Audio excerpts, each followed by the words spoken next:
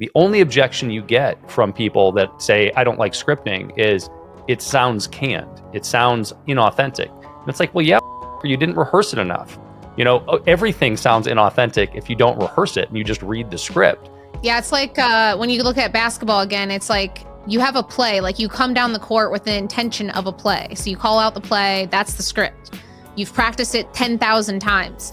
But if something happens in the middle of that play, you have to have the skill to respond to that. When you're training salespeople, do you train them with a script or a talk track or shadowing? What's the approach to actually getting good salespeople? Every company is different. The education side is like 60 days of onboarding. Like, it is very in depth because we don't deal with newbies. We deal with people that are already running companies. They have tons of pain points and there's a lot of training. When you say you don't deal with newbies, you mean in terms of people you hire or in terms of your target market that you sell to? My target are avatar. So like since we work with people already running businesses, there's a lot to know about them.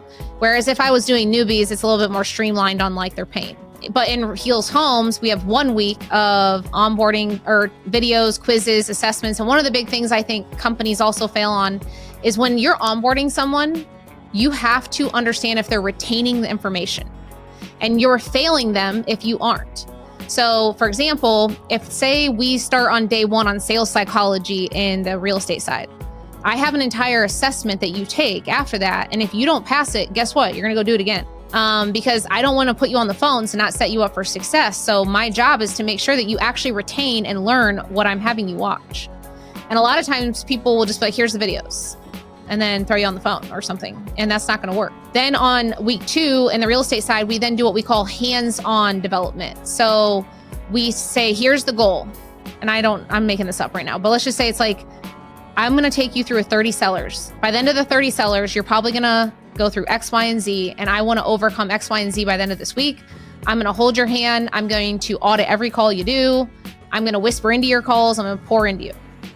And then we have a whole path to like once they're off the phones or once they're on the phones by themselves without our guidance. And the last thing I want to do is really have someone like thrown on a phone and be like, go figure it out. And if you can't figure it out in 2 weeks, which I've heard some big gurus say, it's like, you're not even equipping them to succeed. I mean, I don't get that. I don't agree with that philosophy. And then ultimately, I always give this analogy for people because I'm a basketball player. So I do a lot of basketball analogies. But I hear so many times people are like, oh, I train once a week or whatever. And I'm like, did Michael Jordan train once a week or every day? Okay, not only did he train every day, but what did he do every day? For 30 years, he did the same fucking things every day. He did layups every day, free throws every day. He practiced the fundamentals. And so in sales, as their leader, it's our job to make sure that they perfect the fundamentals because those are what wins games. For example, in the real estate side, driving pain is a fundamental.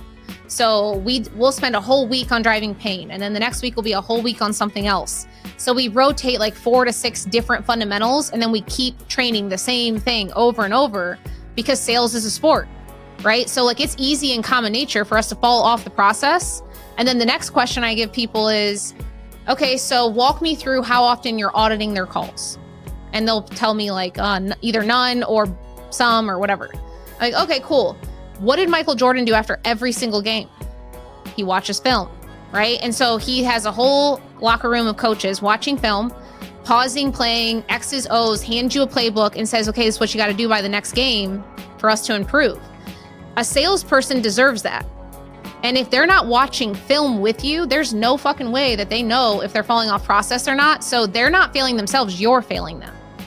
And so like when it comes to sales, a lot of times the inconsistency is due to lack of leadership and training versus the individuals themselves most times. As long as the person has the willingness, the coachability, and a skill set coming into it, it typically falls on the leaders of why someone's not performing. Now, the talk tracks versus the script is different for, I think, every company. In real estate, we try to stick to a script, but we do develop skill sets so they can overcome certain things that come.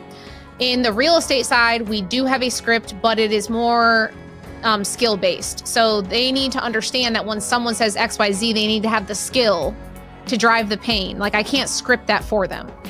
And so one thing we're working on really hard right now in Results Driven is working on those skills versus them reading a script or anything.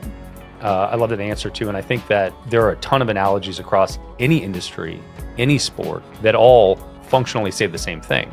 And when I think about sales, we lean heavy into scripting. It's not because we need you to say the exact same thing every time, but it's because once you get that down, that informs you got it. And it informs the path that you go down and what those typical jump points are. And if somebody throws you off track, it's very easy to snap back on if you have the script in your head.